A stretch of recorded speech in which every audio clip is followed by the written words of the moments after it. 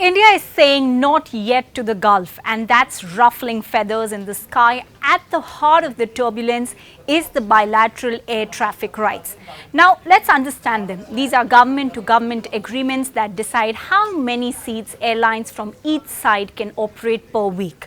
In India's case, its deal with Dubai allows around 66,000 seats per way per week, a cap that hasn't been revised in over a decade.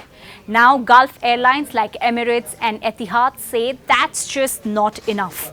In fact, Emirates President Tim Clark, just at the recent IATA AGM, has publicly slammed the restrictions, saying it's like India is shooting itself in the foot by holding back access for global carriers that want to connect Indian passengers to the world.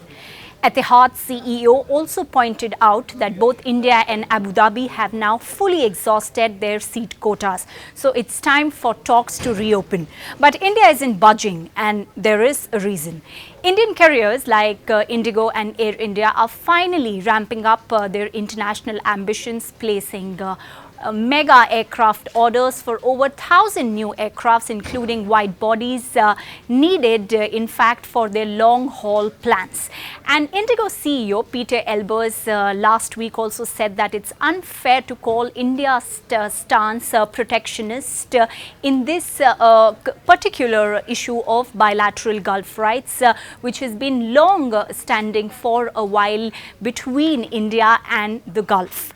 For years, Gulf airlines used their quotas to the fullest, while Indian carriers lagged far behind, unable to compete.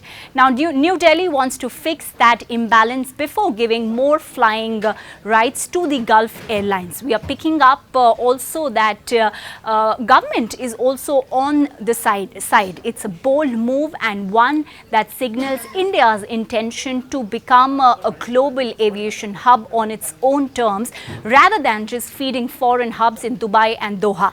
Air India CEO Campbell Wilson also warned that if India opens its floodgates now, it could jeopardize billions of dollars in investments being made by Indian carriers. Still, there's pressure mounting. Gulf carriers are known for their scale and quality, and expanding access could benefit consumers and trade. But for now, India is playing the long game, focused on building its own connectivity, its own hubs, and its own place in the global aviation map.